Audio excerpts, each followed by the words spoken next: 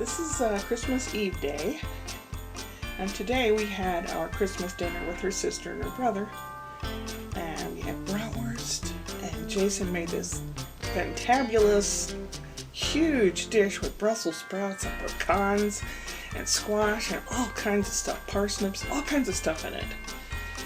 And Kim brought potatoes and spanakopita, little spinach triangles.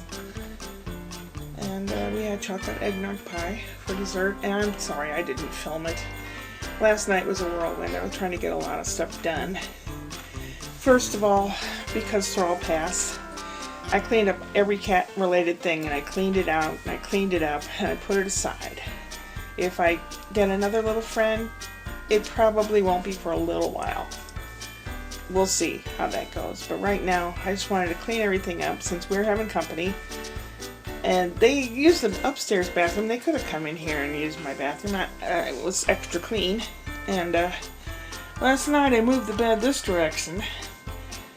Let's see, how was it? The head of the bed was on that wall, and I turned it 1/4 turn. It's different, but I can get on both sides of it to change the sheets, which, when it's in a corner, it's a real pain in the butt to lean way over and try to get that far corner. You gotta climb up on the bed and everything else. Such a wonderful time. They had the television on the holiday music fireplace, and then they had their fireplace on, so it was nice and warm over there. And Spencer ate like he'd never eaten before. I guess, babies can sense that it's a feast day, and he ate 2 6-ounce bottles, and he's growing. You can tell, even if I just see him from one day to the next. His next doctor appointment's in a couple weeks. I can't wait to see how tall he is this time. The outfit he was wearing yesterday was huge on him, number 1 month. And he's 3 months, almost 4 months, 3.5 months old. And that outfit barely fits him. Bigfoot lives here. And so does his son. Yeah. Oh, I got some really cool stuff. We opened our gifts and stuff because they're going to an aunt of Ashley's tomorrow.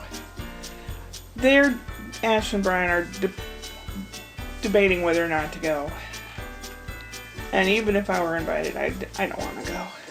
I'm not, but they are extra conservative Trumpsters, and I can't keep my mouth shut, so I couldn't go anyway, even if they wanted me to. So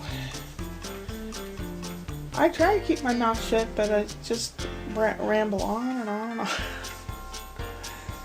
I started watching Life of Monty Python, different people in the Monty Python. I didn't know that Eric Idle was born in He was from Northampton, where Sue's from. The Real Brits of New York. I'll put her link down below. Check her out. She also sells Avon and Tastefully Simple. And that Tastefully Simple stuff looks delicious. I just might have to order from that. And she's a very sweet lady. She's from England. She still has an accent after all these years that she's been here. At least, 33 years she's been here? Or something? Her husband's a photographer. Her daughter works in a makeup place, and she does nails and other things on the side. And such a nice family. They have a dog named Luna.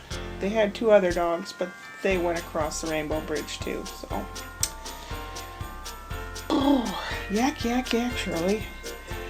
Tomorrow I can show you all the nifty things I got, but I'll tell you one thing that I did get from Kim, that's her sister, is a cookbook with all the festive occasions in the medieval times, like St. Swithin's Day and all that, and what foods they had, and the recipe to make those foods. That is awesome. I think, even though it'd be kind of miserable, if I was a reenactor, I would do early Renaissance. they definitely ate different than we did. Once sugar was introduced, it was all downhill from there. Sugar was treated as we treat saffron. You know, it was a delicacy and only rich people could afford it. And they didn't douse their food with it, they sprinkled it on top. And yeah, I know lots about a lot of stuff. That's why I wanted to be tested for Asperger's. But any mental health issue is skirted. Doctors skirt around the issue. They don't want to deal with it. I don't know. Anyway, I did laundry today. I turned the mattress around and Brian washed the duvet cover, and under the bed when I moved it, I noticed there were a few places where the cat, I don't know, some people call it hairballs. I call it yakking up on the floor. So I got my brush and my cleaner and I scrubbed it by hand, and then I used the rug cleaner on it so it's nice and fresh and wonderful. And I cleaned up all the cat stuff and put it away, and you know, it's going to be a little while, I think, because any time I'd open the refrigerator, within 30 seconds he'd come wandering out looking for food. So it's just going to seem a little weird at first. I know he's in a better place. He was just so old, poor thing. When I see really, really old animals, you feel bad for them. And when I look in the mirror and see that really old woman, I feel bad for her too. Anyway,